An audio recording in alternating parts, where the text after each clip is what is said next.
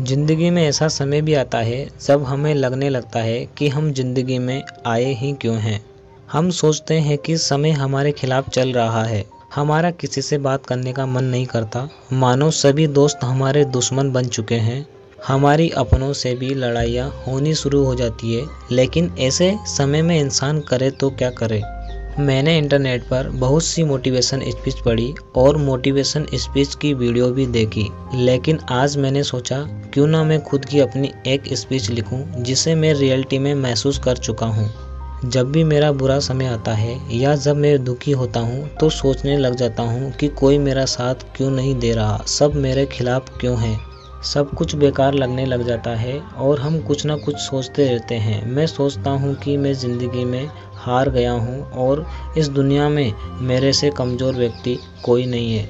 मैंने सोचा जैसे मैं अपनी ज़िंदगी में दुखी होता हूँ वैसे ही इस दुनिया में या भारत में कितने लोग दुखी होते होंगे और वो भी इसी तरह कुछ ना कुछ सोचते होंगे। इसीलिए मैं ये आर्टिकल लिख रहा हूँ। एक बार एक गुरुजी अपने शिष्य को लेकर नदी के पास नहाने के लिए आए और बहती हुई नदी के पास एक पेड़ था, वहाँ आकर बैठ गए। उनके सभी शिष्य भी उनके साथ बैठ गए। सुबह से दोपहर हो गई लेकिन गुरुजी नहाने के लिए नहीं जा रहे थे। एक शिष्य ने बेचैन होकर यह प्रश्न किया कि गुरुजी, हम यहाँ नहाने के लिए आए थे लेकिन सुबह से दोपहर हो गई, हम नहाएंगे कब।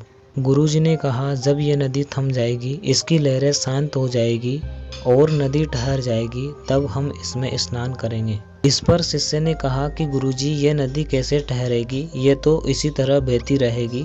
गुरुजी, हमें इसी नदी में स्नान करना पड़ेगा। गुरुजी ने कहा, ये नदी नहीं है, ये जिंदगी है। दोस्तों, हमारे जीवन में भी सुखों और दुखों की लहरें चलती रहती है, लेकिन हम जिंदगी में ऐसे ही बैठ जाएंगे यह सोचकर कि दुख खत्म होगा तब हम कुछ करेंगे, तो फिर ऐसे में तो हम कुछ कर ही नहीं पाएंगे। हमें ज़िंदगी में आगे बढ़ना है तो संघर्ष करना पड़ेगा, यही ज़िंदगी का दस्तूर है। अगर हमें ज़िंदगी में आगे बढ़ना है तो हमें मुश्किलों का सामना करना पड़ेगा। हमें ज़िंदगी में कभी भी हार नहीं माननी चाहिए। यहाँ मैं कुछ उदाहरण देता हूँ।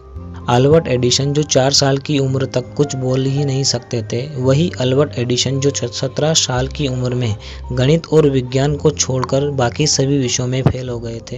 लोग उन्हें पागल समझते थे, लेकिन आगे चलकर दुनिया में वो सबसे बड़े साइंटिस्ट बने क्योंकि उन्होंने कुछ करने की चाहत थी, इसलिए उन्होंने कर दिखाया।